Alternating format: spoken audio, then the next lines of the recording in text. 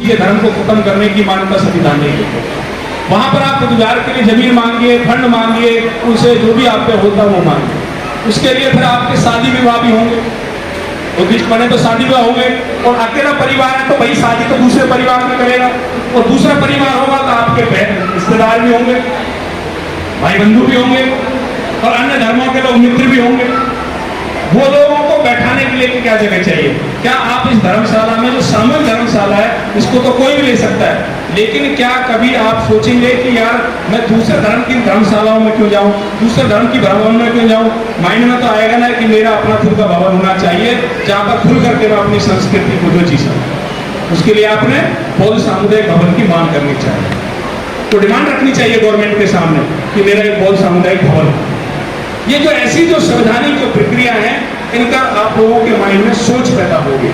दूसरी स्वतंत्र पहचान पर जब हमें चर्चा करते हैं, स्वतंत्र पहचान हमारी अपने अपने रिलीजन की अलग है।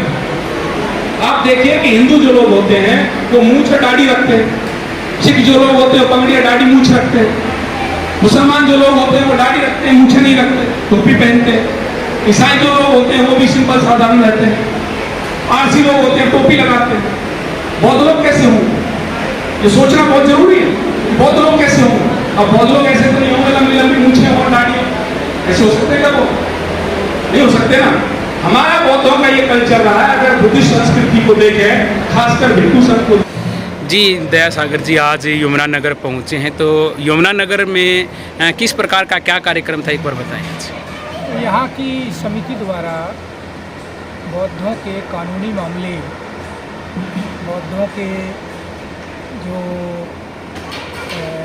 दार्शनिक स्थल हैं उनके कानूनी मामले और बहुत सारी जो समस्याएं हैं, बिहार की समस्याएं हैं, उस संबंध में एक बैठक आमंत्रित की गई थी। ऐसा चर्चा किया गया था 3-4 दिन पहले ये कार्यक्रम यहाँ होने जा रहा है। पहले ये विचार था कि ये 21 तारीख को आमंत्रित किए हैं, लेकिन दिल्ली में बड़ी बैठक होने के कारण वो फिर आज 28 तारीख को रखी गई है। तो मैंने सोचा कि मेरी जिम्मेदारी है उस कार्यक्रम में पहुँचूँ। जी, तो ये किस प्रकार के कार्यक्रम हैं? इन कार्यक्रमों का मकसद क्या है, क्या कुछ किया जा रहा है? देखो, बौद्धों की विभिन्न प्रकार की जो समस्याएं हमारे सामने आ रही हैं, तो उन समस्याओं को आपस में चर्चा करके और सरकार से अपनी बात रख के इन समस्याओं को निदान करने के लिए हम लोग यहाँ एकत्र हुए हैं। और बहुत सारी समस्याओं पर चर्चा हुई है। कानूनी मामले हैं, महाविहार के मामले हैं, बुद्ध विहार के मामले हैं, शिक्षा के मामले हैं, और यहाँ की फैली हुई संपदा खंडहर के संरक्षण का मामला है।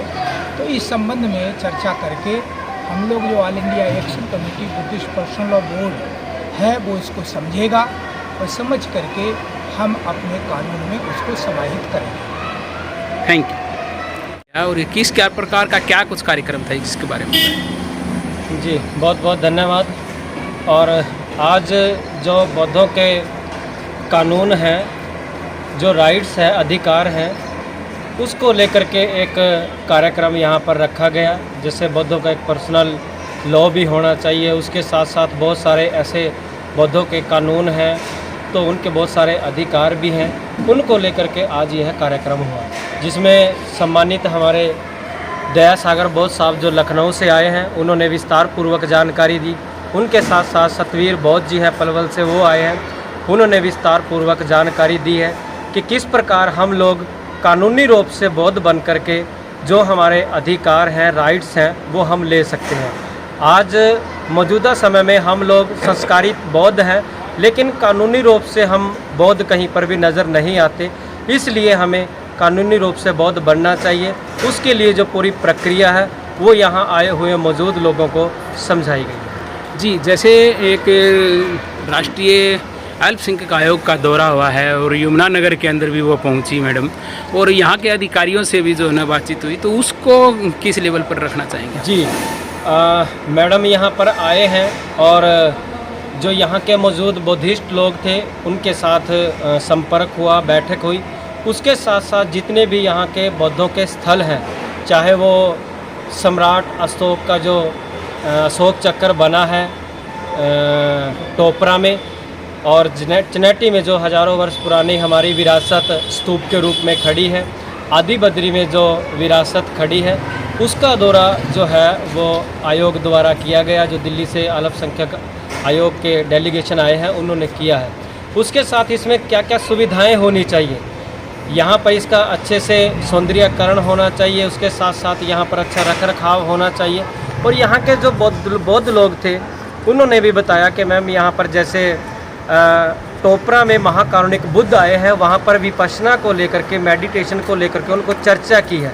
तो यहाँ पर एक मेडिटेशन सेंटर बनना चाहिए ताकि जो यहाँ के बौद्ध लोग हैं और दूर दराज से चल कर के जो भिक्खु आते हैं, अन्य देशों से भी चल कर के जो बौद्ध और भिक्खु आते हैं, तो उनके लिए यहाँ गेस्ट हाउस की ठहरने की व्यवस्था हो, ध्यान साधना केंद्र हो, तो ये सारी सुख सुविधाएं होनी चाहिए। हालांकि जैसा हमने देखा तो उनका जो अच्छा रखरखाव नहीं था, बिल्डिंग में पानी वगैरह था, तो अच्छा जो उसका देखने का नज़रिया था वो अच्छा नहीं था, और उसकी सारी डिमांड्स जो है हमने उसमें डाल दी है।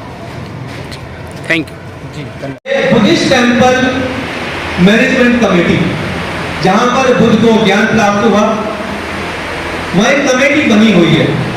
आप बुद्धिजीवी हैं, तब तमाम धर्मों से आप संबंधित जानकारी रखते हैं कि मुस्लिम समाज के लोगों का जो धर्म स्थल है वो कहाँ जाते हैं, वो जाते हैं अपने मस्जिदों में। सिख समाज से संबंधित लोग वो अपने गुरुद्वारों में जाते हैं।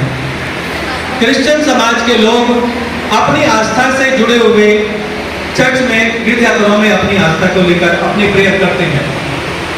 हिंदू मंदिरों में जाते हैं। बौद्धों के क्या होते हैं, कोई भी एक आदमी बताएगा बौद्धों के क्या होते हैं?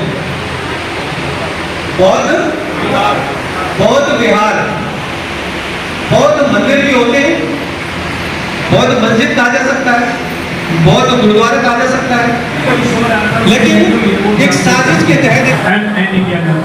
तो उसके बाद जब हम हिसार पहुंचे, हिसार के अंदर हमारी धरोहर है, नाम से हिसार से पहले महल पहुंचे, महल के अंदर चारों तरफ से उसको घेरा हुआ है, उसके पास जा ही नहीं सकते, उसको देख ही नहीं सकते। जब हमने मैडम को दिखाया कि आप देखिए, तो उसके बाद हम अग्रोहा पहुंचे। अग्रोहा के अंदर जब मैडम पहुंची तो थोड़ी सी कुछ नजर आई। रोहतक और महल ने उसको दुखी किया। सभी को कल्याण का मार्ग मिले, किसी को कोई दुख ना हो। साधु